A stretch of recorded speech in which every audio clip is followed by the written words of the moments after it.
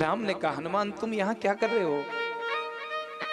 महाराज मैं आपके एक भक्त की रक्षा कर रहा हूं, आपके एक सेवक की मैं रक्षा कर रहा हूं। कौन है वो? नाथ सैल पर कपिपति रहे, सो सुग्रीव दास तब है। इस ऋषिमुख पर्वत पर आपका एक भक्त है, नाम है सुग्रीव, मैं उसकी रक्षा कर रहा हूं, आप चलो उसका साथ दो। राम जी चल पड़े और सुग्रीव के पास आए, सुग्रीव से बातचीत की। सुग्रीव ने कहा, प्रभु ने आप यहां? सुग्रीव ने कहा, प्रभु नाथ बाली और मैं दो भाई, प्रीति रही कछो बरने न जा। हे महाराज मैं और सुग्रीव दोनों भाई हैं और प्रेम हमारा इतना प्रगाढ़ था कि उसका बखान नहीं कर सकते हम। देखो माताओं, कब घर में, कब साथ में, कब हमारे संग में आग लग जाए भरोसा नहीं। हे महाराज हम दोनों भाइयों का प्रेम आनंदित था, हम एक साथ रहते, इसने प्रेम से रहते, लेकिन माया सुत मायवी नाय आवासो प्रभु हमरे गाँव। महाराज हम दोनों भाई अच्छे खासे भले परिवार के साथ राज महल में आनंद कर रहे थे, लेकिन एक दुष्ट राक्षस आया, मायावी राक्षस, दानव का पुत्र है, नाम है मायावी।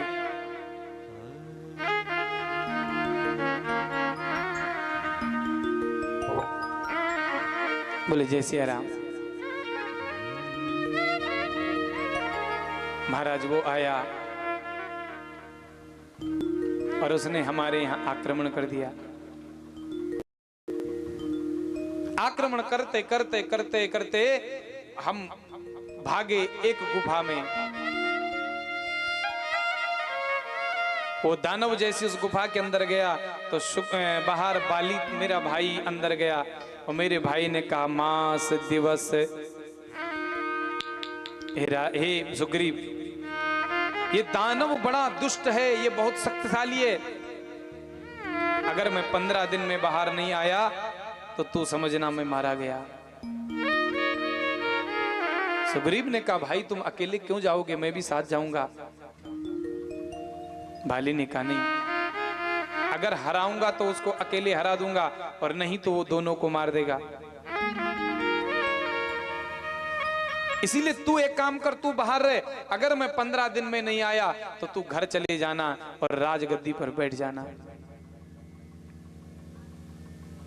हे भगवान राम जी को सुना रहे हैं कथा, प्रभु मैं 15 दिन नहीं, मास दिवस तहां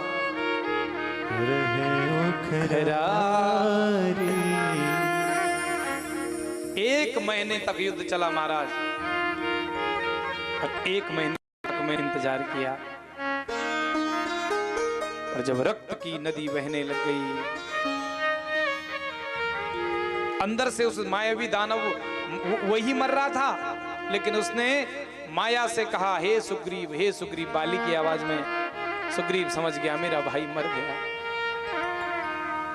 पर महाराज मैंने एक बड़ा पत्थर लगाया उस पर और मैं घर चला गया। मंत्री ने पुरे देखा दिनु साई, दीन मोही राजवरिया। मंत्री ने जब राजगद्दी सूनी देखी तो उन्होंने मुझे राजा बना दिया।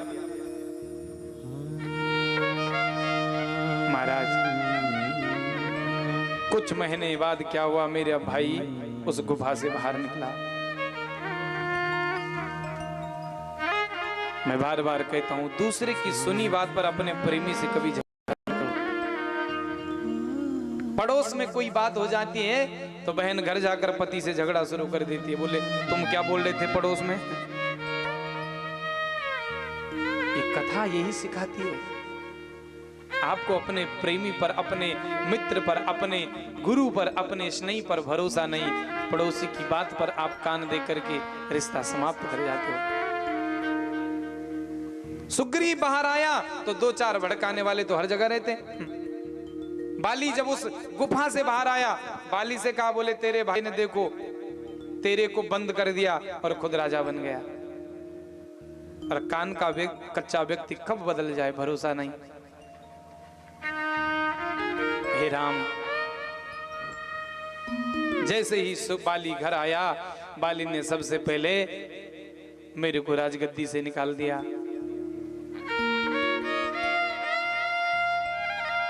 और केवल मुझे मारा नहीं, मेरी धर्म पत्नी को, मेरे बच्चों को भी हरण करके मुझे धक्का मारकर निकाल दिया। और तब से मैं जहां भी दिखता हूं सुग्रीव बाली मुझे मारता रहता है। इसीलिए मैं इस ऋष्यमुख पर्वत पर आया हूं। यहाँ मतंग ऋषि का बाली को श्राप है कि अगर तू यहाँ आएगा तो तेरी मृत्यु हो जाएगी। इसलिए बाली यहाँ ही आता, मैं उसके डर के मारे यहाँ छुपा हूं।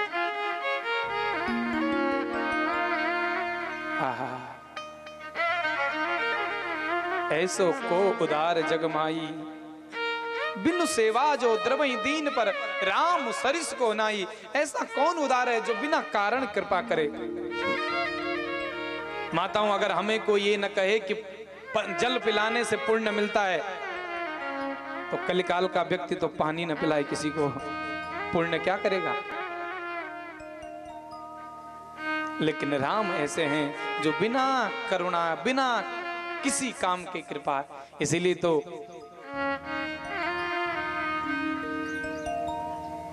भक्त लोग गाते हैं, प्रभु से कहते हैं कि हे प्रभु, कृपा की न होती जो आदत तुम्हारी, तो सोनी ही रहती महफिल तुम्हारी। उस प्रभु की आदत ही है। इसीलिए माताओं में बार बार कहता हूं, भजन ऐसा गाओ जिससे हृदय आत्मा से आवाज निकले और प्रभु उसको पाए। कबीर दास, सूरदास के पद। हे प्रभु हरि मोरे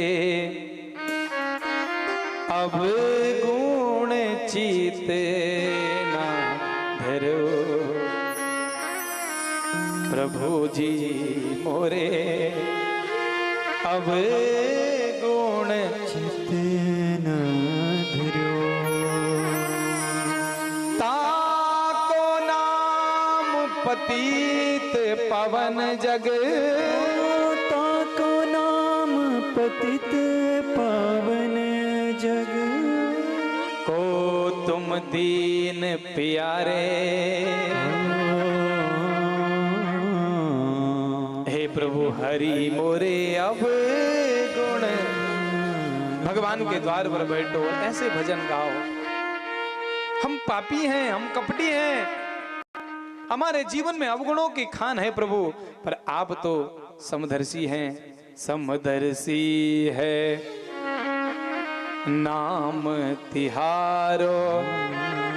आपका नाम समदर्शी है प्रभु, आपके लिए क्या अच्छा क्या बुरा, सब पर आप कृपा करते हो। इसलिए हरि मोरे अब गुण चेतना। हे हरि, मेरे अवगुणों को आप अपने हृदय में मत रखना, क्योंकि अगर आप भी करुणा की दृष्टि नहीं डालोगे तो मैं कहां जाऊंगा। आज राम ने कहा, सुन सुग्रीव, तेरा राजमहल चला गया और मेरी धर्मपत्नी चली गई। मैं तुझे तेरा राजमहल देता हूं, पर तू मेरी धर्मपत्नी की खोज में अपने सैनिक दे। इस नाते हम दोनों मित्र हो गए। और मित्र सुन, जे मित्र दुख होते दुखारी, थी नहीं भी पातक भारी। निज गिरी दुख समय रज कर जाना। मित्रक दुख रज मेरु समाना। जाकर चित अहि गति सम भाई। सो कुमित्र परि हरे भला। माताओं, मित्र कैसा हो ध्यान से सुनना। राम जी सुग्रीव से कह रहे हैं, सुग्रीव जे न मित्र दुख होई दुखारी। अगर हमारे किसी मित्र को कष्ट है और हमारे हृदय में पीड़ा नहीं है तो तिन्हि बिलोकत पातक भारी, वो बहुत बड़ा पापी है। इसलिए मित्र के सुख में जाओ न जाओ, लेकिन दुख में खड़े रहो। और मित्र का दुख कण की तरह हो, उसे पहाड़ समझो। पर अपना दुख भले पहाड़ हो, पर मित्र पर दुख आ जाए तो दौड़ करके मित्र की सहायता करो। और जो मित्र हो करके अही मतलब जाकर चित अही, अही कहते हैं सांप के लिए। जिसका चित्त, जिसका हृदय सांप की तरह है। सांप कैसा चलता है? टेढ़ा मेढ़ा। अगर ऐसा कोई मित्र हो तो अस को मित्र परिहर ही दुराई। ऐसे मित्र को त्याग देने में भलाई है। बोले जय सिया राम। अब सुग्रीव ने कहा, महाराज मित्रता तो ठीक है, लेकिन आगे मेरा काम करो। क्या? सुग्रीव कोई सामान्य नहीं है माताओं, ध्यान से सुनना। बोले जय सिया राम, जोर से बोलो। देखो मनुष्य का स्वभाव, इतनी बात कह दी सुग्रीव को भगवान ने, लेकिन सुग्रीव को भरोसा नहीं। बोले महाराज आपको पता है बाली का बल? लखन जी हंसने लगे। लखन ने कहा भगवान और बनाओ मित्र, और दो सपाई। ये दुनिया सपाई तो मांगती रहती है हमसे दिन रात। ये दुनिया का काम ही तो यही है, दिन रात उसके लिए जी जान लगाओ, फिर भी वो कहता है क्या तू सच कह रहा है? बोले जय सिया राम। इसीलिए मैं कहता हूं, अगर किसी को हम पर भरोसा नहीं, उसको सफाई देने का कोई औचित्य नहीं। राम, लखन ने कहा बोले और दो सफाई दो। राम ने कहा लखन ठहर, बोल सुग्रीव क्या सफाई देनी है? बोले महाराज दुंदवी राक्षस की हड्डियां हैं यहां पड़ी हुई, जो उस हड्डियों को उठाकर फेंकेगा, और ताल के 7 वृक्ष हैं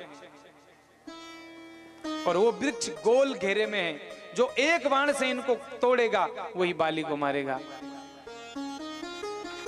भगवान ने कहा इतनी सी बात? भगवान ने एक बाण धनुष पर प्रत्यंचा चढ़ाई और एक बाण से 7 वृक्षों को काट दिया, वो दुंदुभी की राक्षस की हड्डियों को फेंक दिया। अब सुग्रीव को भरोसा आया, और भरोसा जैसे ही आया वैराग्य आ गया। उपजा ज्ञान बचन तब बोला, नाथ कृपा मन भयहूं अलोला। देखो हमारा ज्ञान, तुरंत ज्ञान उपज गया। हे महाराज सुख संपत्ति परिवार बढ़ाई, सब परिहरे हूं करे हूं सेवका। देखो अब तक रो रहा था सुग्रीव किसके लिए? राज्य के लिए, संतान के लिए। और जैसे ही राज्य मिल गया तब क्या बोल रहा है? ये परिवार, ये घर सब क्या है? माया है। हम जब दुखी रहते हैं तब तो, जब हम पर कुछ नहीं रहता, जब हमको सब कुछ मिल जाता है तब हम बड़े बड़े बोल बोल जाते हैं। और मैंने परसों भी कहा कभी इतने बड़े बोल मत बोलो जो निभा ना सको, किसी के साथ भी। सुग्रीव ने कहा महाराज, शत्रु मित्र सुख दुख जग माही, माया कृत परमारथ नाही। कौन शत्रु कौन मित्र? देखो अभी कुछ देर पहले क्या कह रहा था कि बाली मेरा शत्रु है, और अभी कुछ महीने बाद देखना जब सुग्रीव को राजा राज्य मिल गया, उसने भगवान को विसार दिया। ये है हमारी स्थिति। शत्रु मित्र सुख दुख जग माया। शत्रु मित्र सुख दुख ये जग में केवल माया है। देखो कह तो सच रहा है। कभी कभी दुष्ट व्यक्ति भी अच्छी बात कहता है, लेकिन उसकी बात का भरोसा नहीं, वो कब बदल जाए। बोले जय सिया राम। अब तो एक कृपा करो प्रभु, मुझे कुछ नहीं चाहिए। देखो अभी राज्य मिला नहीं, अभी युद्ध नहीं हुआ। अब प्रभु कृपा करही एहि भांति, सब तज भजन करो दिन राति। हे प्रभु कुछ नहीं चाहिए, अब तो ये कृपा करो कि सब कुछ छोड़कर तेरा भजन करूंगा। भगवान ने कहा चिंता मत कर, अभी परीक्षा लूंगा तेरी, ज्यादा मत बोल। अभी तेरे पास है ही क्या जो तू छोड़ेगा। देखो जब हम दुखी रहते हैं, प्रभु इतना बस एक कोठी बन जाए तो सबसे पहले तेरा भजन तेरा कीर्तन करवाऊंगी, और जब कोठी बन जाती है तब बजट कम हो गया, पंडित जी सारा लग गया मकान पे। बोले जय सिया राम, जोर से बोलो। तो पंडित जी ने कहा था कि तू भगवान को वचन दे। पंडित जी ने तो कभी नहीं बोला कि वचन करो, पर हम जब दुखी रहते हैं, देखो सुग्रीव के पास कुछ नहीं, अभी कह रहा है सब छोड़ दो प्रभु, ऐसी कृपा करो भजन करो। लखन ने कहा प्रभु इसको पहले ही पूछो तेरे पास है क्या। तेरी पत्नी किसी के पास, तेरा घर किसी के पास, और तू कह रहा सब कुछ छोड़ दो। बोले जय सिया राम। अब मेरे प्रभु ने कहा जा कृपा करता हूं, एक काम कर तू युद्ध कर। और आज बाली गया कहां? आज सुग्रीव गया बाली के पास। ए बाली बाहर निकल। आहा माताओं, हमारे यहाँ पत्नी शब्द नहीं है, क्या कहा जाता है? बोलो, नहीं पता तुम्हें? धर्म पत्नी। पत्नी कहते हैं जो पतन की ओर ले जाए, उसको क्या कहेंगे? और धर्म पत्नी उसको कहते हैं जो पति को कथा में लाए।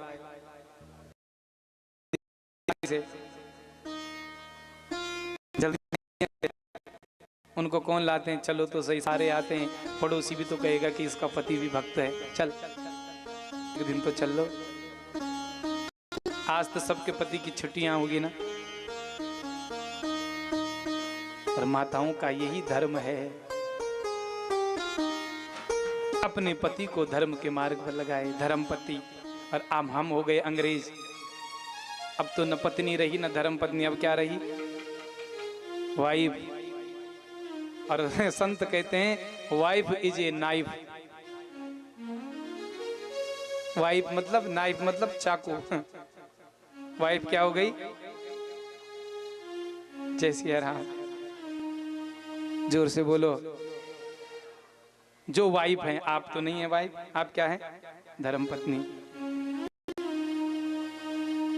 अपने पति को धर्म के मार्ग पर ले जाए, उसको कहते हैं धर्म पत्नी।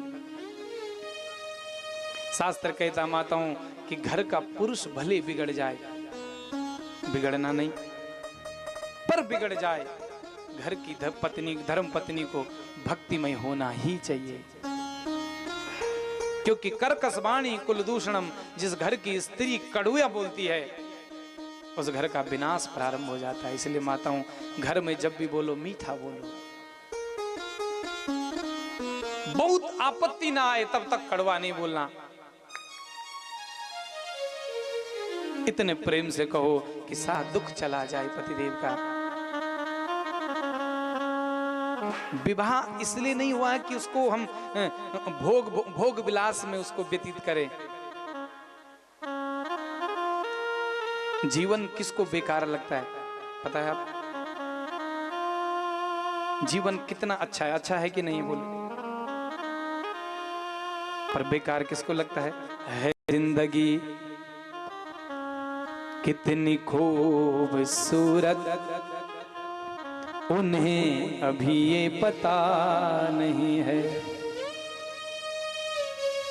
जिंदगी कितनी खूबसूरत, उन्हें अभी ये पता नहीं है। किसको जिंदगी बोझ किसको लगती है? कोई बहुत प्यार करने वाला,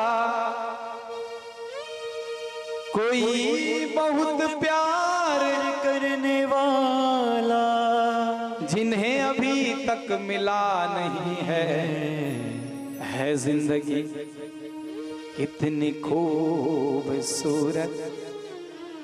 उन्हें अभी ये पता नहीं। रोता वही है जिसके जीवन में कोई प्रेमी नहीं है। दुखी होकर के जब ऑफिस से पतिदेव घर आते हैं, अपने सीनियरों की डांट फटकार सुनकर, तो घर आकर पति कहते हैं, बोले अब तो छुट्टी, अब नहीं जाना ऑफिस कल से। बहुत बोलता है वो। लेकिन प्रेमिका घर में पत्नी जब पत्नी कहती है, सुनो आप अकेले नहीं, आपकी डांट को मैं भी सुन लूंगी। धर्म पत्नी जब हौसला देती है तो फिर पतिदेव उस दुख को भूल जाता है और कल फिर ऑफिस चला जाता है। जिसके जीवन में प्रेमी नहीं, वो जीवन कहीं भी बदल सकता है। आज जैसे बाली को पुकारा सुग्रीव ने, तो बाली की धर्म पत्नी कौन है? तारा। और ये तारा माँ ने कहा, बाली बाहर मत जा। सुनत बाली क्रोधातुर धावा, गहि कर चरण नारी समझा। जैसे ही क्रोधित होकर बाली बाहर निकलने लग गया तो समझाया तारा ने, बाहर मत जाओ। सुनि पति जी नहीं मिले हूं सुग्रीवा, ते दो बंधो तेज बल सीवा। हे पतिदेव, मैंने सुना है कि सुग्रीव को 2 राजा मिले हैं, 2 महापुरुष मिले हैं और वो बहुत शक्तिशाली हैं। इसलिए मेरी बात मानो, आप युद्ध करने मत जाओ। कह बाली सुन भीरु प्रिय समदर्शी रघुनाथ, और जो कदाच मोहि मारे हूं तो पुण्य हो सना। हे देवी, अगर तू कह रही है कि वो राम लखन है और भगवान है, तो राम तो समदर्शी है, वो मुझे क्यों मारेगा? अरे ये तो 2 भाइयों का झगड़ा है ना भाई। और अगर उसने मार भी दिया तो मैं सनाथ हो जाऊंगा। अब तक अनाथ था, पर उसकी कृपा होगी, उसके सामने मरूंगा, कल्याण होगा। और बाली बाहर निकला सुग्रीव के पास, और सुग्रीव ने को देखा, जैसे एक मुष्टिका का प्रहार किया, धड़ाम से नीचे गिरा बाली, और जैसे ही अपने को संभाला, भागता भागता राम के पास चला गया। राम ने कहा, क्या हुआ सुग्रीव? अरे क्यों भागा? बोले महाराज क्यों भागा? एक ही मुष्टिका से हड्डियां चूर हो गई, दूसरी पड़ती तो मर ही जाता। बोले जय सिया राम। सुग्रीव को राम जी ने कहा, सुन सुग्रीव, मैं मारे हूं बाली हूं एक ही बाण, ब्रह्म रुद्र शरणांगत गए, न उबरे हैं प्राण। इस दोहे को ध्यान से सुनना। भगवान ने कहा, सुन सुग्रीव, मैं मारे हूं बाली एक बाण, मैं एक बाण से बाली को मार दूंगा। सुग्रीव ने कहा, तो भैया अपन की हड्डी क्यों तोड़वा रहे हो, तू ही मार। अरे मुझे क्यों मरवा रहे हो, फिर मार दो ना। भगवान ने कहा, लाला कर्म प्रधान विश्व करी राखा, जो जस करहि तसु फल सुन। कर्म तो तुम्हें करना पड़ेगा, कृपा मेरी है। अगर हम कथा के लिए प्रयास न करते तो कथा होती। बोले जय सिया राम, जोर से बोलो। अगर आप प्रयास न करते तो कथा होती, हुई तो प्रभु कृपा से। लेकिन कर्म हम आप सब ने किया, तब इतना भव्य पंडाल लग करके आज विश्राम दिवस की ओर जा रही है। इसीलिए भगवान ने कहा, सुन सुग्रीव मैं मार्य हूं बाल्य हूं एक ही बाण, ब्रह्म रुद्र शरणांगत। अरे बाली ब्रह्मा के पास जाए, चाहे विष्णु जी के पास जाए, फिर भी उसको कोई बचा नहीं सकता। तू एक काम कर, सुग्रीव को एक माला पहनाई और उस माला को पहना करके तू युद्ध कर, क्योंकि तुम दोनों भाई एक जैसे हो, इसलिए मैं पहचान नहीं पाया, और तुझे कहीं बाण लग जाता तो मुश्किल होती। मौलि कंठे सुमन ले माला, मौलि कंठ सुमन ले माला, पठवा पुनि बल देह विशाला, पठवा पुनि बल देह विशाला, पुनि नाना विधि भली लड़ाई, पुनि नाना विधि भली लाई, विपट ओट दे खही रघुराई, विपट ओढ़ दे खैर गुराई, विपट ओट दे खही रघुराई, विपट ओट दे खैर गुराई। तारा की बात को फिर भी नहीं माने वाली। जब दोबारा सुग्रीव युद्ध करने आया, पुनि मोम कंठ सुमन, एक सुंदर फल फूल की माला गले में पहनाई और फिर भेजा जा। अब जैसे ही सुग्रीव पहुंचा, फिर बाली को पुकारा। बाली की धर्म पत्नी ने समझाया मत जा, लेकिन सुग्रीव बाली नहीं माना और आया।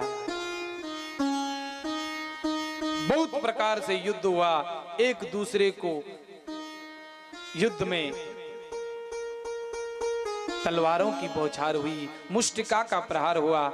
लेकिन एक समय ऐसा आया कि ओट धरी, ओट पेड़ के पीछे मेरे प्रभु छिपे हैं, और जैसे ही सुग्रीव बाली निशाने पर आया, मेरे प्रभु ने बाण लगाया और सुग्रीव को जैसे बाली को जैसे बाण लगा, धड़ाम से धरती पर गिर गया। आहा, जैसे ही बाली को बाण लगा, बाली समझ गया ये कोई साधारण बाण नहीं है। पुनि पुनि चितहि चरण चित दीना, सफलो जन्म माना प्रभु चीना। जैसे बाण लगा तो भगवान को देखा और आज सोचा प्रभु मेरा जीवन सार्थक हो गया है। ही प्रीति सुख बचन कठोरा, हृदय में तो सुख हुआ कि प्रभु ने मुझे मारा, लेकिन मुख से कठोर वचन बोले, हे राम धर्म हेतु अवतरहि गुसाई, और मारे हूं मोहि व्याध कीना। तुम्हारा अवतार तो धर्म के लिए हुआ है ना, फिर तुमने मुझे बहेली की तरह छुप कर क्यों मारा? अरे सामर्थ्य थी तो सामने आके युद्ध करते। राम को पता है कि बाली को वरदान है, युद्ध जिससे करेगा आधा बल हरण हो जाएगा। अनुज बधू भगनी सुत नारी और 67 कन्या समये चारी। ऐ दुष्ट, भाई की पत्नी, बेटे की पत्नी, बहन, इन कन्याओं पर जो कुदृष्टि डालता है वो बहुत बड़ा पापी होता है, और उस पापी के वध करने के लिए मेरा अवतरण हुआ है। तू पापी है। माताओं देखो, अब सुग्रीव ने क्या कहा, अजहूं मैं पापी सुन स्वामी सन चलना चातुरी मोरी।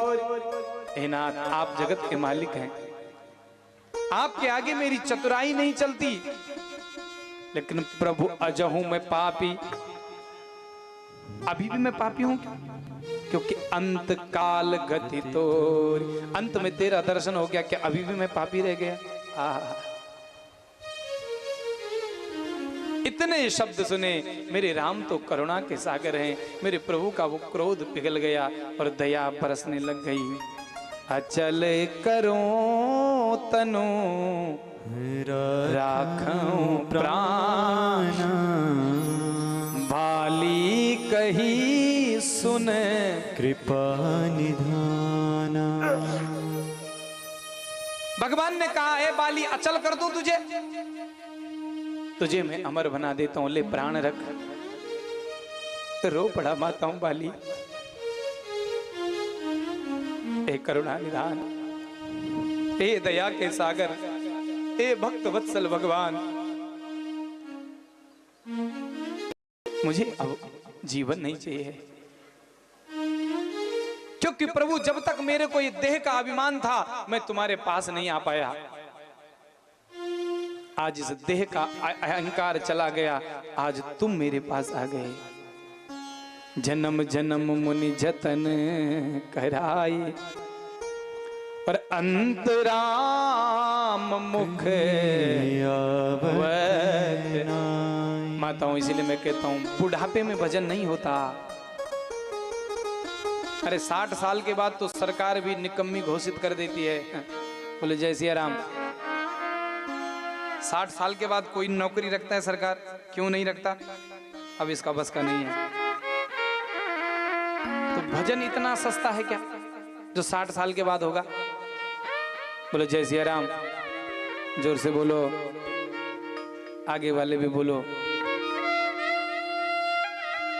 भजन बुढ़ापे का विषय नहीं है, भजन है जवानी का विषय, भजन है बाल्यकाल का विषय।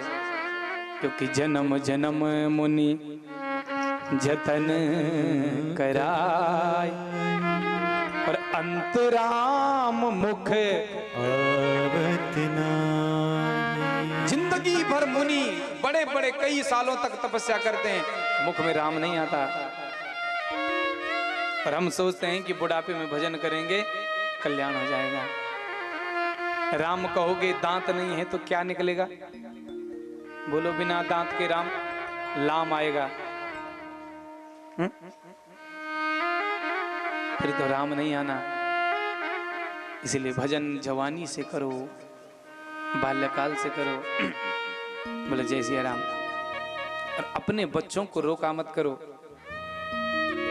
कोई व्रत के ले गए, कोई मंदिर के ले गए, कई माताएं कहते बोले अभी से क्या व्रत करेगा तू, मत कर। नहीं, अपने बच्चों को छोटे से शिक्षा दो।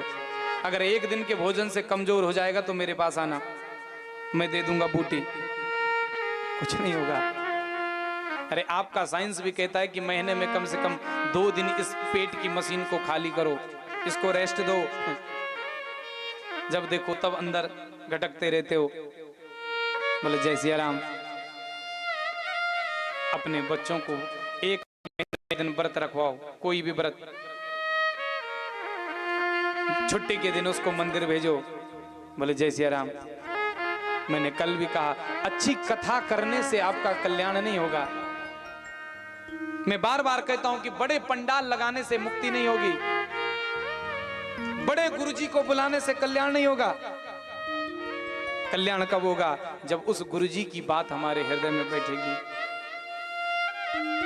मैं आपसे निवेदन करूं माताओं, कितनी माताएं ऐसी हैं जो अपने बच्चे को स्कूल भेजती है और उसके माथे पर टीका लगाकर भेजती है, 1 2 3, बाकी बोले जय सिया राम, बाकी तो मॉडल है ना, क्षमा चाहूंगा। फिर क्या कथा सुनेंगे हम? क्या कल्याण होगा हमारा? बोलो। ये एंजॉय का साधन नहीं है, ये नाचने का विषय नहीं है, ये मनोरंजन का साधन नहीं है, ये तो मनोभंजन का साधन है। और जब तक प्रैक्टिकल नहीं करोगे तब तक कल्याण कैसे होगा? सुबह उठो, अपने बच्चे को मंदिर में ले जाओ, माथा टिकवाओ और तिलक लगा के स्कूल भेजो। अपने बच्चों के हाथ पे देखो मोली है, किसी के हाथ पे नहीं है। उसका कारण यह है कि माँ बाप के हाथ पर नहीं है। अगर आपके माथे पर टीका होगा तो बच्चा भी कहेगा माँ ये क्या है, और धीरे धीरे वो उसमें ढल जाएगा। नहीं तो बड़े होते हैं तो फिर घर में कोई भी कथा हो, पूजा हो, तो बच्चों को हाथ जोड़ना पड़ता है, पंडित जी से टीका तो लगा ले। और अगर छोटे से संस्कार होगा तो वो अपने आप आएगा। बोले जय सिया राम।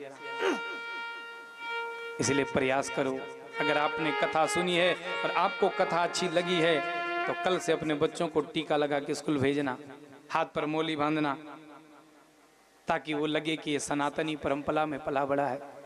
बोले जय सिया राम। जन्म जन्म मुनि जतन कराई और अंतराम मुख आवत नाहि। बाली ने कहा प्रभु जीवन तो तुम दे दोगे, फिर क्या मरते समय तुम्हारे सामने मृत्यु होगी? ऐसा नहीं होगा। जा सुनाम बल शंकर काशी, देत सबहि राम गति अविनाशी। हे राम, आपके जिस नाम का भजन करने से कैलाश पति भगवान शंकर काशी में लोगों को मुक्ति दे देता है। पापी से पापी भी अगर काशी में मर जाए तो वो सीधा वैकुंठ जाता है। और वही राम मेरे सामने है और मैं उस राम के आगे अपने प्राणों को न त्यागूं, दुर्भाग्य है मेरा। ए भाली, मांग कुछ। मालकुश मांगा बाली ने। और अगर हम भक्त हैं तो भक्त की मांग क्या हो? अब नाथ करी करुणा बिलो कहूं, देहि जो बरु मांगहूं। अब नाथ करे करुणा बिलो कहूं, देहु जो बर मांगहूं। जेहि जोनि जन्म कर्म बस तहाँ राम पर अनुराग हूँ। यह तनया मन सम बिनया बल कल्याण पद प्रभु कीजिए। गई बाह सुर नापन दास अंगद कीजिए। अब नाथ करी करुणा बिलो कहो हे प्रभु, अगर देना चाहते हो जो अब नाथ करी करुणा। अगर आप कृपा करना चाहते हो तो एक वरदान दो। क्या? मनुष्य बनूं न बनूं कोई बात नहीं, पक्षी बनूं, पशु बनूं, लेकिन जिस जन्म में भी, जिस योनि में भी जन्म आए, जय योनि जन्म्यो कर्म बस राम पर अनुराग। मैं जिस भी योनि में जाऊं प्रभु, उस योनि में आपका आशीर्वाद बना रहे और आपकी याद बनी रहे। माताओं,